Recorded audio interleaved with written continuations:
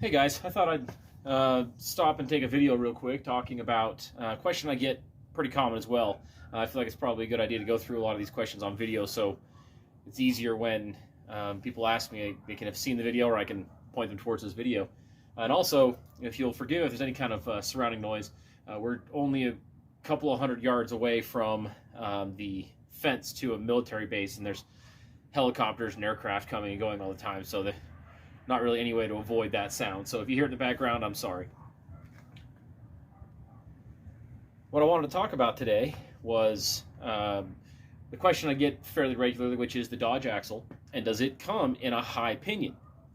Now, the high pinion axle, most people think that the high pinion is the better axle to have. I mean, I think that it's been, 50, 60 years of convention have let people think that that's what is the best axle to use, is a high pinion axle. Like, so if this is Dana 44, hey, is that a high pinion Dana 44? No, it's not. And that's actually a better thing, and here's what I mean by that. When you're doing a solid axle conversion, it's a little bit different of an animal than if it was a factory vehicle that already had a solid axle under it.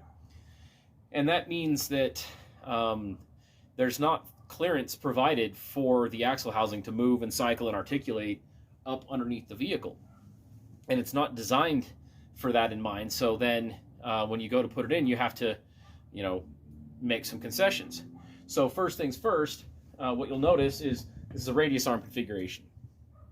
Radius arm, when you use it, if it's got the proper geometry, it will actually maintain the absolute perfect U-joint working angle at the pinion end that you need to make your double cardan front drive shaft stop or not vibrate. Those are really, really fickle. You have to have the correct U-joint working angle to prevent vibrations and premature U-joint failure.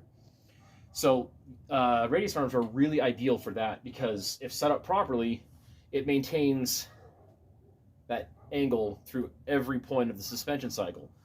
And if you had a high pinion, it would not be as easy to achieve that. And here's what I mean. So the lower control arm portion of the radius arm is this part right here. Okay, you've got the upper locating arm portion that ties back, and that's what makes a radius arm. But you see this lower control arm portion, to have correct radius arm geometry, you want the distance between here and the center of the U-joint, this distance, to be the same back here at the transfer case end, and you want it to be at the same point front to back as the U-joint.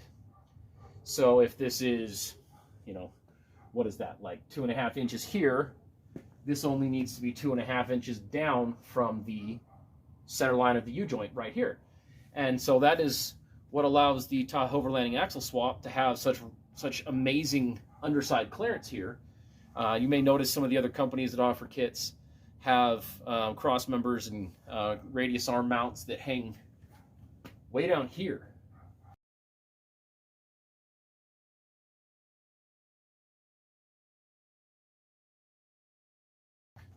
Ready to get hung up on everything. Now you may think that that's just for convenience. It actually isn't. Now I said correct geometry for the radius arm, but it doesn't have to be perfect. It just has to be close.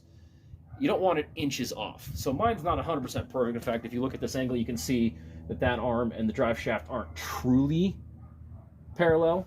In fact, if anything, I could probably make this mounting point go upward even further still. But for convenience of building the transmission cross member, I built it this way, and it doesn't actually cause any problems. It's close enough that it works wonderfully. And so I got back from Moab. I still haven't cleaned off the mud because it's been cold, and I frankly just have been loathing getting wet and cleaning it. But if you look right here, the exposed splines on my drive shaft here, it's all caked in mud, and you can see where the mud's been cleaned off because of cycling of the drive shaft. That is barely 1/2 inch. And as I've measured it, it's 1/2 inch of drive shaft length variation throughout the entire suspension cycle. And that's because with correct radius arm geometry, the distance between the two yokes doesn't change. Well, if it was perfect, it wouldn't change at all. So the closer you get it, the less it's going to change. And that's why the angle also stays nearly perfect. And that's important. Let me tell you why. Because if this was a high pinion, come over here, and you move this up 4 or 5 more inches, like a high pinion axle has, the pinion, that would mean that the distance between the lower control arm portion and the pinion are now 4 or 5 inches further apart this way at the pinion end. So back here, you need to make sure that your lower control arm point, your radius arm mounting point, is 4 or 5 inches lower. And that's why you see other swaps having these cross members and radius arm mounts hanging way down here just to get hung up on rocks and drag on everything. Then you've got to have, 48-inch tires to make up for the hang-up point. I mean, in honesty, for example, I have 5 more inches underside clearance right here. If I wanted to gain that clearance back using tire size, I have 35s, I would need double the difference in tire size because you only gain half of that difference in height. Because, if it's a 10-inch taller tire, you get 5 inches below the tire on this side, 5 inches up here, so you get 5 inches ride height gain. So I would need 44-inch tall tires to gain the same clearance at this point of the frame as I have now. So that's one selling point of a low pinion. The other selling point of a low pinion is that the Tahoe overlanding axle swap, it achieves such a massive amount of upward travel. That's why we're able to have such a low center of gravity, have the car so low to the ground, is that we have more upward travel left to go, even with the weight down here, the whole body down here, than most swaps. Well, one of the ways it does that is that there isn't as much interference with this axle, and with it set up this way, there's not really a lot that it comes into contact with. Now, so if you've got this U-joint and drive shaft and pinion here, imagine you move that up a few more inches. You're going to be getting into oil pan, motor mounts, who knows what else as that goes upward, especially as you're articulating this side up, that side down. It's going to be moving all that up and interfering. I was actually over at a friend's house who's on YouTube. His name's Rocky Mountain Redneck on YouTube. He's got a solid axle swap Suburban, and he's got the WFO kit that's been installed with the Ford Super Duty axles. And we were looking at his distance to bump stop at ride height, and he's got less than 2 inches. And we were looking at the fact that his drive shaft is one of the biggest reasons it can't go up any further, is because his drive shaft gets into everything, exhaust, all these things. And why that's important is that using this axle in the low pinion configuration, you don't even have to change your exhaust. Look, my exhaust is unchanged. You don't have to change any of that. Makes it a really easy, simple, convenient swap. And you get a lot of travel. Now, yes, high pinion means that you have your drive shaft further away from obstacles, if there's like a rock or something to damage the drive shaft. Absolutely. But the radius arm is still lower than this. And at least in my own experience of off-roading for 20 years, the radius arm is going to take most of the abuse anyway. Plus, it just isn't that much of an issue. It really just isn't. And there's another school of thought that, having a high pinion will help lessen the U-joint angles up here, at the transfer case end, because you're moving it upward. So you have extreme U-joint angles. And that is true. But at the levels we're doing this swap, I think the maximum we've seen so far is, 10 or 11 inches of lift total, which is a lot. And we still haven't had a problem. So that's a non-issue. And maybe other builds it's important, but on this build it's just not an issue. And then the last school of thought on high pinions is that there's a lot of people that will say that the way the teeth are cut, they call it reverse cut on the ring and pinion gear, that you get a better contact between the ring and the pinion gear, therefore it's stronger. Now, theoretically, to an engineer sitting at a table or an armchair or keyboard warrior, yeah, that is stronger. But we're not really worried about that.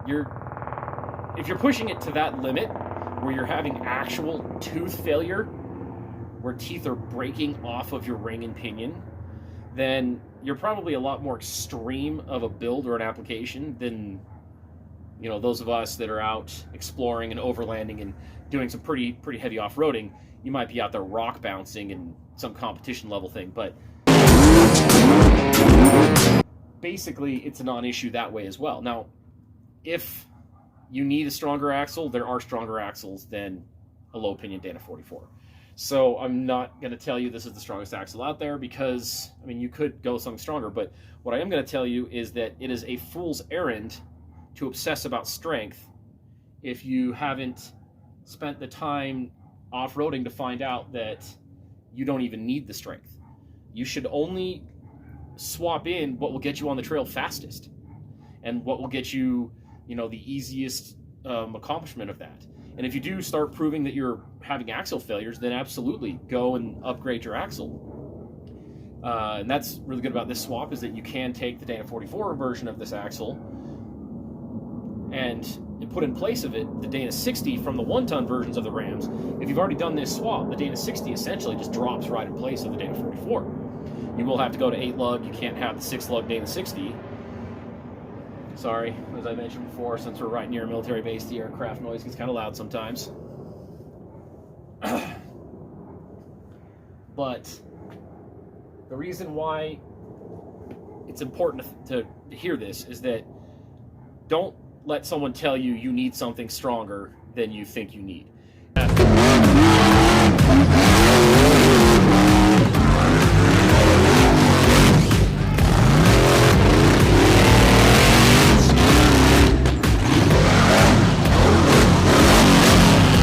You need to get out on the trail. You need to go and have fun. Don't be, motivated by fear. If you're motivated by fear and what you hear on the internet or from your friends on what you should do, then you might want to reevaluate how you make decisions anyway. But don't be afraid. This axle is very, very strong.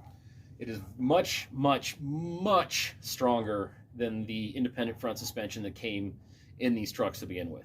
I can't even tell you. I mean, for example, actually, my mom's got a GMT 800 Silverado, and she likes to tag along on some of our trips. Just even our basic, what I think is just like a milk run trip.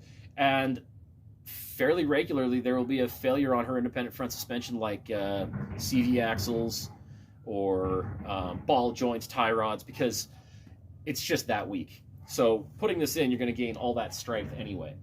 So don't be too worried about having the most optimally strong axle. If you haven't broken a Dana 44 yet, don't put a Dana 60 in. Just don't do it. And I will give you an example of that. This axle has been under this truck for 2.5 years. I normally off-road it three times a month regularly. The past month I haven't, because I did kind of a big trip down to Moab, and I've been kind of busy with work and such. So as you can see, I haven't really done much with it since I got back from Moab 3 weeks ago. But it's been on 80 or more off-roading trips. I'd have to really sit down and tally it up. I know it's more than 70, but serious off-roading trips. And I've had no strength failures. I mean, none. And 35-inch tires. I've had a couple of wear items, tie rod ends, and I think a U-joint and a pinion seal needs to be replaced. But if I was, waiting and swapping in a Dana 60, converting from from 6-lug to 8-lug so that I could have that Dana 60, then I got to move back here to the rear end, and I could convert that to 8-lug because that's going to break. Well, guess what? My 10-bolt rear end, I forget it's even there. I was just thinking about it. I haven't even changed the fluid on it in I don't know how long. I bet you my locker would probably appreciate, at least a fluid change. As I mentioned, I think that fluid hasn't been changed since I installed it 70 or 80 off-roading trips ago. So, yeah, I should probably do that. Because it just is problem-free back there. And so, if I were to start having problems, if I were going to start breaking axle shafts, I wouldn't swap in a Dana 60. I would put in the chromoly axle shafts. In fact, what I would probably do is go with the RCV axle shafts. I've actually been, just waiting for an axle to fail so I could put those in, but I just haven't. I got a quote from RCV to put these axle shafts in over 2 years ago because I was just thinking, maybe they'll fail eventually, and they still haven't. So then about 6 months ago, I got an updated quote, and it hadn't changed all that much, and still, I just haven't broken a shaft yet. But if I did, I could put in RCV axle shafts, and I would be, vastly stronger, even still above what I'm at the moment, which is already an improvement over the independent front suspension. But mostly I just wanted to go in and talk a little bit about low pinion versus high pinion, and why surprisingly low pinion is more desirable for this application. Keep watching. I will keep going back through and doing more of these videos talking about your questions that I get a lot. Hopefully I can explain it better in video than I do when I'm typing them out in a message. I mean, it comes across hard when you got to explain something like this. I mean, this video is how long? If I had to type that out and you had to sit there and read it, wouldn't it kind of get kind of dreary? So hopefully I can start doing more of these videos for you. Thanks for watching.